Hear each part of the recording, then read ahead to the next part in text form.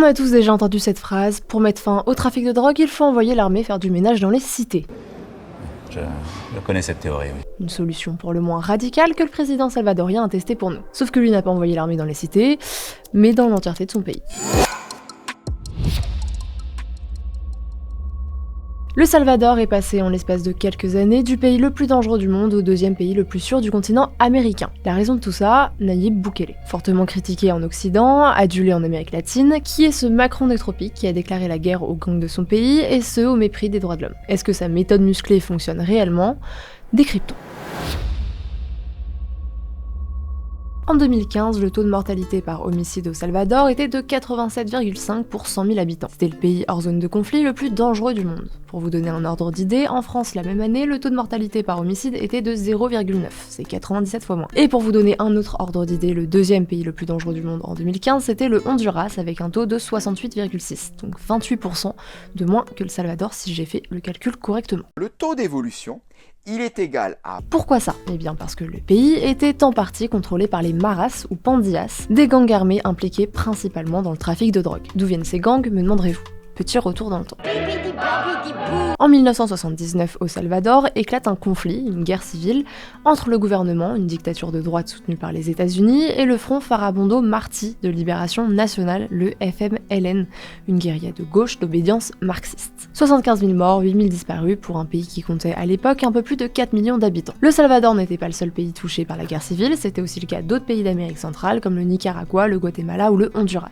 Et ce contexte, pour le moins tendu, a alimenté les flux migratoires vers les États-Unis. Sauf qu'à leur arrivée, les conditions de vie de ces immigrés s'avèrent plutôt précaires et une partie de la communauté décide alors de se regrouper entre amis, entre eux, maras. C'est donc dans les ghettos de Los Angeles et dans les prisons californiennes, parce qu'ils ne se contentaient pas de jouer aux cartes, que sont nés ces pandillas, et notamment ceux qui terrorisaient encore la population salvadorienne il y a 5 ans, la Mara Salvatrucha, ou MS-13, et la Mara Barrio 18. Je suis désolée, je ne sais pas rouler les R, donc mon accent espagnol laisse à désirer. En 1992, la guerre civile au Salvador prend fin avec la signature d'accords de paix, les accords de Chapultepec. Et les États-Unis, pour endiguer les violences des gangs sur leur territoire, décident de les expulser en masse et de les renvoyer dans leur pays d'origine, et notamment donc au Salvador. Après la guerre, vous vous en doutez, la nouvelle démocratie est fragile et corrompus, ce qui permet aux maras de se développer sans être trop inquiétés. Ces gangs obligent des gens à quitter leur domicile, notamment dans le quartier de la Campañera, et récupèrent leur maison pour faire leurs petites affaires, à savoir organiser leur trafic, torturer ou encore assassiner des gens. Pour votre culture G, on appelle ces maisons les casas destroyers. Okay. Les mareros extorquent les marchands, recrutent dans les écoles, ils obligent les chauffeurs de bus à payer une sorte d'impôt quotidien pour pouvoir continuer d'exercer. En 2015, ils ont même imposé aux chauffeurs de bus de faire grève, et ceux qui ont dérogé à cet ordre en allant par exemple faire le plein d'essence se sont fait tuer. En 30 ans, le nombre de leurs victimes oscillerait autour de 130 000, ce qui représente le nombre d'habitants d'une ville comme Annecy, dans un pays qui a une superficie plus petite que la Bretagne. Vous l'aurez compris, à cette époque les gens ne sortaient pas, il n'y avait pas de vie sociale ou d'espace public car les rues étaient tout bonnement coupe-gorge et les maras quasiment tout puissants. Une étude réalisée en 2016 par la Banque centrale du pays et le Programme des Nations Unies pour le développement, le PNUD, estimait même que le coût total de la violence, y compris le montant que les ménages consacraient aux dépenses de sécurité supplémentaires et la perte de revenus des personnes découragées de travailler, était de l'ordre de 16% du PIB. Mais tout ça c'est fini, car c'est là qu'arrive Nayib Bukele. Né le 24 juillet 1881 à San Salvador, Nayib Armando Bukele Ortez est issu d'une famille d'origine palestinienne, chrétienne et catholique, arrivée en Amérique au début du XXe siècle lors d'une importante vague migratoire. Son père, Armando Bukele Catan ou Catan, je ne sais pas, converti à l'islam, imam, docteur en chimie industrielle, est aussi un riche homme d'affaires. À sa mort en 2015, il lègue à ses enfants les entreprises qu'il possède et elles sont variées. Publicité, textile, pharmaceutique, automobile. Nayib interrompt donc ses études de droit et reprend les rênes des firmes familiale, notamment l'entreprise de publicité Obermet, qui gère la communication du FMLN. Car après la signature des accords de paix, le Front Farabundo Martí de Libération Nationale devient un parti politique de gauche, et le père proche des guérilleros pendant la guerre civile inculque à ses fils des idéaux de justice sociale. Donc, quand Bukele décide d'entrer en politique, c'est naturellement au sein du FMLN qu'il le fait. En 2012, il est élu maire de Nuevo Cuscatlán, une petite ville de la banlieue de San Salvador, parce que les V sont des B. Il goudronne les rues, offre des centaines de bourses d'études, installe un centre médical, et il n'hésite pas à dénoncer l'incompétence de l'administration nationale de l'eau et des égouts, alors au moins de son propre parti, à cause de laquelle les habitants de la ville n'ont toujours pas l'eau courante. Il trouve alors un nouveau puits et résout le problème. En 2015, fort de sa popularité, le FMLN le choisit comme candidat à la mairie de San Salvador, la capitale du pays. Es tiempo de creer. Il remporte les élections et, là encore, gagne le cœur des habitants. Il équipe les rues de Lampled, vire les gangs du centre-ville qu'il transforme en lieu branché, crée une zone piétonne, déplace les vendeurs ambulants dans un marché couvert et multiplie les critiques envers son parti qu'il accuse d'avoir trahi ses idéaux de gauche. Des tensions qui prennent une telle ampleur qu'il est viré du FMLN en 2017 après avoir lancé une pomme au visage d'une conseillère municipale. Je trouve que trop c'est trop.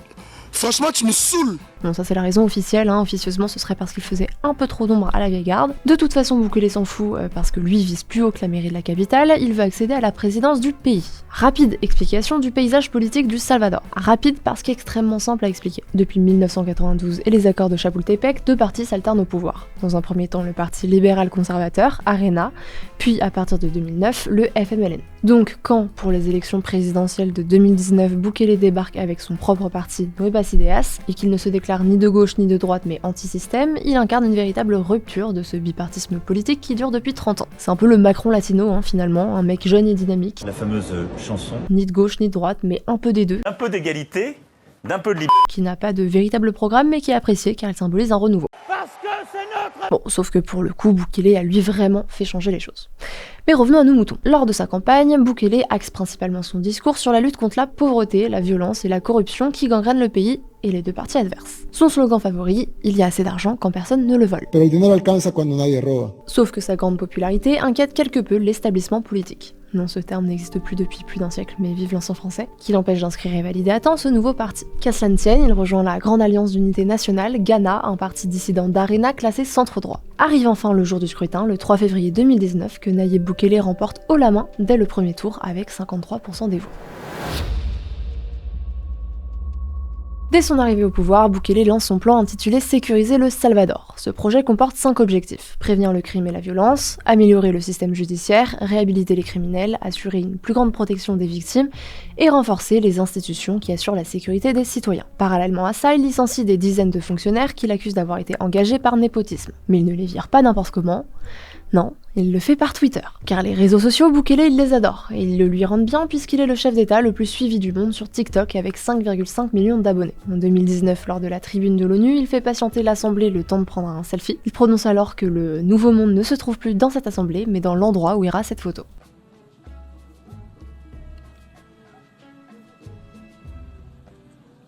Son gouvernement aussi est très connecté, chaque jour la police nationale publie ses prises sur Twitter et le nombre d'homicides perpétrés. Le 31 juillet 2019, il y en avait 0, un événement rarissime qui ne s'était produit que 8 fois depuis l'année 2000. Le souci c'est que Bukele a beau avoir remporté les élections présidentielles et le cœur de sa population, son parti est minoritaire au Parlement, donc il ne peut pas faire tout ce qu'il veut. Et ce qu'il veut lui c'est faire voter un emprunt de 109 millions de dollars pour équiper ses forces armées. Mais les députés eux ne sont pas particulièrement chauds. Du coup qu'est-ce qu'il fait? Il attend les élections législatives de 2021. Je rigole, il fait irruption dans le Parlement avec des militaires des policiers armés jusqu'aux dents, histoire de mettre un petit coup de pression aux parlementaires, puis il finit par changer d'avis et explique que Dieu lui a demandé de ne pas dissoudre le Parlement car il l'obtiendra démocratiquement. Parce que Bukele est en réalité l'instrument de Dieu. En tout cas, c'est ce qu'il dit.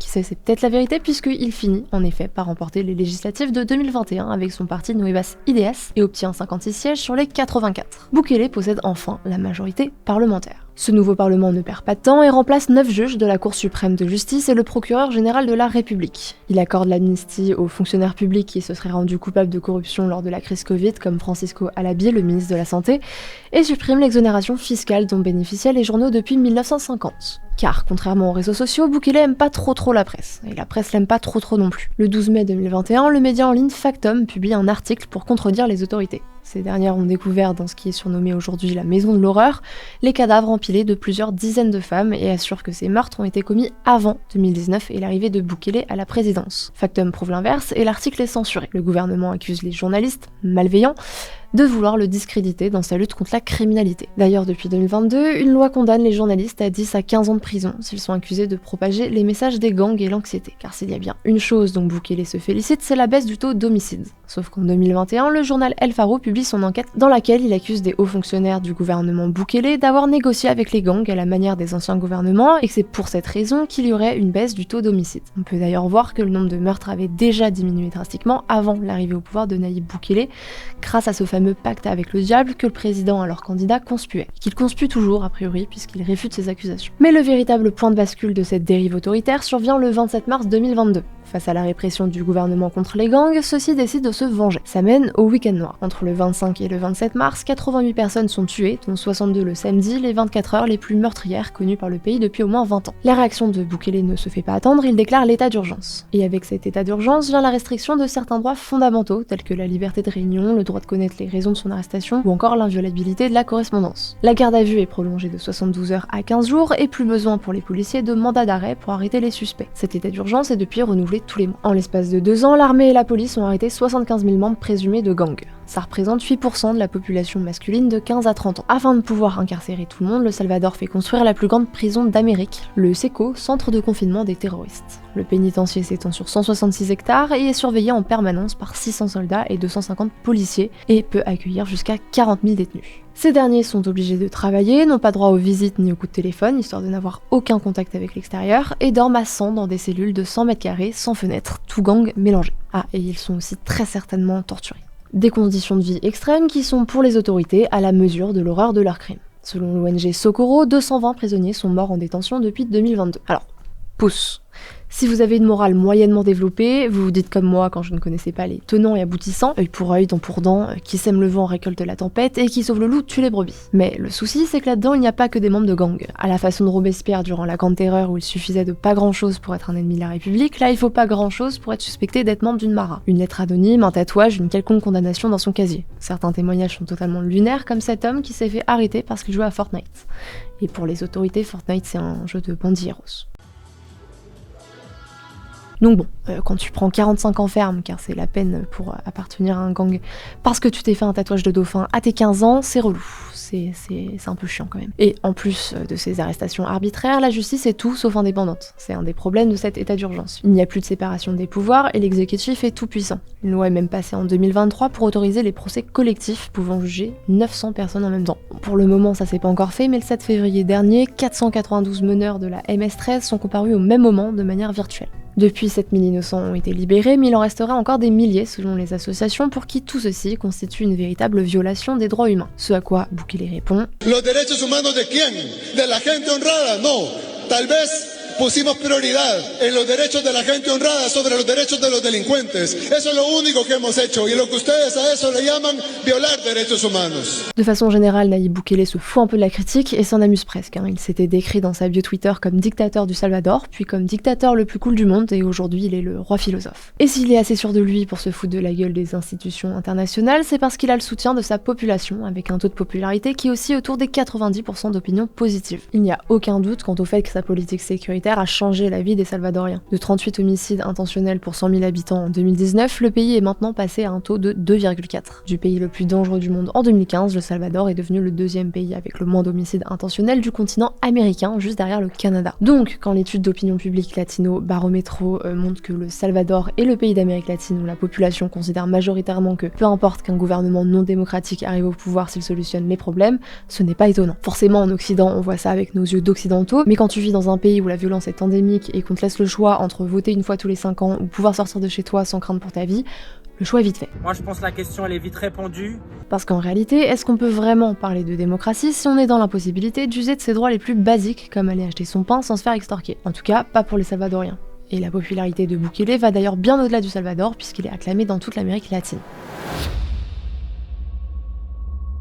Quelle est la méthode Bukele exactement pour reprendre le contrôle de son territoire? Eh bien, on peut la décliner en 3 points principaux. Le premier, c'est le déploiement plus étendu et plus renforcé des forces armées dans le pays, en particulier les zones a priori contrôlées par les maras.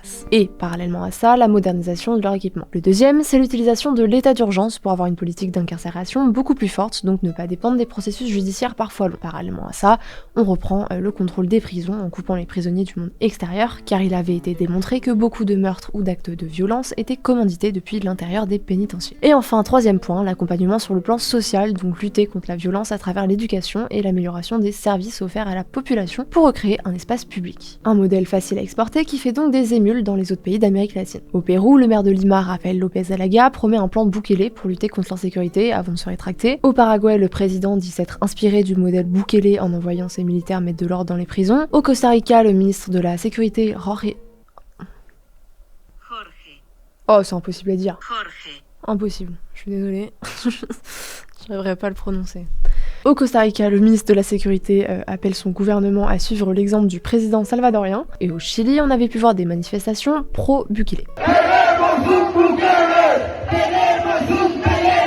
Mais la question c'est, est-ce vraiment une méthode universelle? Pour répondre à cette question, on va prendre l'exemple de 2 pays, le Honduras et l'Équateur. Au Honduras, la présidente Xiomara Castro a élaboré un plan destiné à combattre l'emprise des gangs et notamment les extorsions, en copiant le modèle Bukele. Déploiement des forces de sécurité dans les rues, interpellation et perquisition sans mandat, images de détenus en caleçon alignés sur le sol, un projet de construction pour une méga prison, mais plus d'1 an après, le bilan de l'état d'exception est mitigé. Le nombre d'assassinats, 3065 en 2023, a diminué. Le taux d'homicide est passé de 38 pour 100 000 habitants en 2022 à 31 en 2023, soit une baisse de 17%, mais le taux d'homicide est toujours le plus haut d'Amérique centrale et le 3e du sous-continent. Surtout, les extorsions, première raison d'être de l'état d'urgence, touchent désormais 11% de la population selon une enquête de l'Association pour une société plus juste, l'ASJ, contre 9% en 2022, et serait même à leur niveau le plus haut en 5 ans. Pourquoi ce qui semble avoir fonctionné pour le Salvador n'a-t-il pas eu les mêmes effets au Honduras?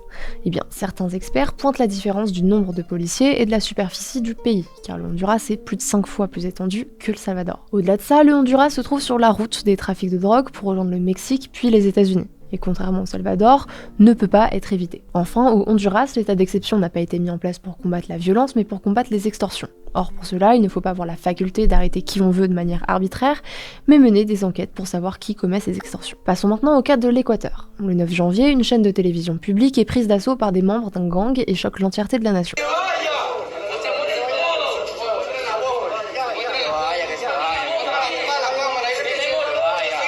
Daniel Noboa, président du pays, décide donc d'imiter le Salvador et de déployer l'armée pour arrêter les membres présumés des gangs et reprendre le contrôle des prisons, car c'est depuis ces établissements que leurs chefs orchestraient les livraisons de cocaïne et planifiaient des séries d'assassinats. Le président affirme que l'Équateur va aussi faire appel à la même entreprise qui a construit la méga-prison salvadorienne pour faire construire sa propre méga-prison. Noboa précise tout de même qu'il n'est pas tant similaire à Bukele, que les droits de l'homme sont respectés dans le cadre des opérations des forces armées et qu'il ne compte pas changer la constitution pour continuer à régner. Car c'est totalement ce qu'a fait Bukele, il a changé la constitution, normalement il n'était pas censé se représenter, et en fait il a été réélu avec 82% des voix. Et c'est d'ailleurs peut-être pour cette raison, donc le fait de pas ressembler à un dictateur, que Washington a décidé d'aider Noboa en mettant à disposition des personnels du FBI pour travailler avec les autorités locales sur les investigations et en fournissant du matériel tel que des gilets pare-balles et des ambulances. Et en un mois, tenez-vous bien, les homicides ont chuté de 70% en Équateur. Donc une méthode qui ne fonctionne pas forcément partout avec la même efficacité, mais qui semble porter ses fruits sur le court terme. Sauf que la méthode Bukele s'inspire directement de la mano dura, qu'on peut littéralement traduire par la main dure, mais c'est moche, donc on va plutôt l'appeler la poigne de fer. Voilà, c'est quand même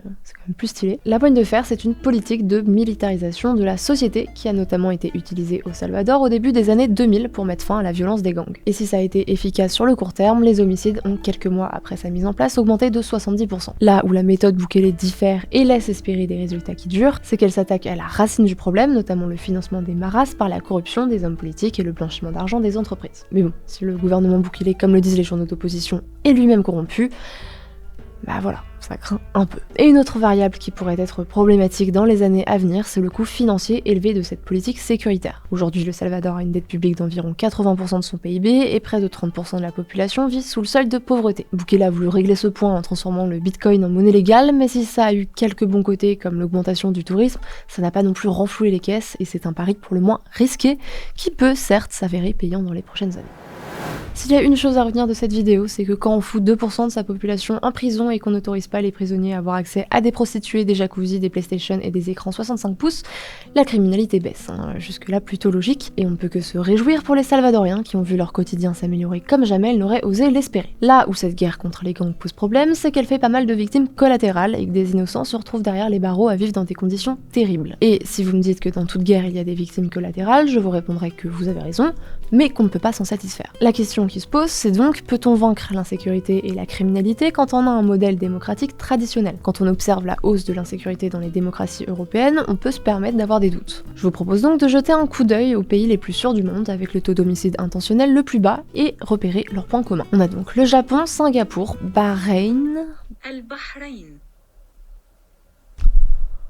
Le problème avec l'arabe, c'est que ce n'est pas facilement lisible. La Suisse, le Qatar, le Luxembourg et l'Autriche. Ce sont l'ensemble des pays qui ont un taux d'homicide intentionnel inférieur à 0,5 pour 100 000 habitants. Déjà, leur premier point commun, c'est qu'ils ont un PIB par habitant relativement élevé, même très élevé pour la moitié d'entre eux. Ensuite, est-ce que tous ces pays sont des démocraties? Non, la majorité sont des monarchies, constitutionnelles pour le Japon et le Luxembourg, absolues pour le Qatar et autoritaires pour Bahreïn. En revanche, malgré le fait d'être des monarchies, le Japon et le Luxembourg sont considérés comme des démocraties à part entière, où les libertés civiles et fondamentales sont respectées. Pour ce qui est de Singapour, par contre, le pays se classe comme démocratie imparfaite, avec une persistance de l'autoritarisme. Et pour ce qui est du système judiciaire, la majorité de ces pays, en gros tous ceux qui ne se situent pas en Europe, pratiquent encore la peine de mort, qui est une peine pour le moins dissuasive. Conclusion donc, il est possible dans un système démocratique d'avoir un indice de criminalité bas, mais il faut être riche. Je rigole.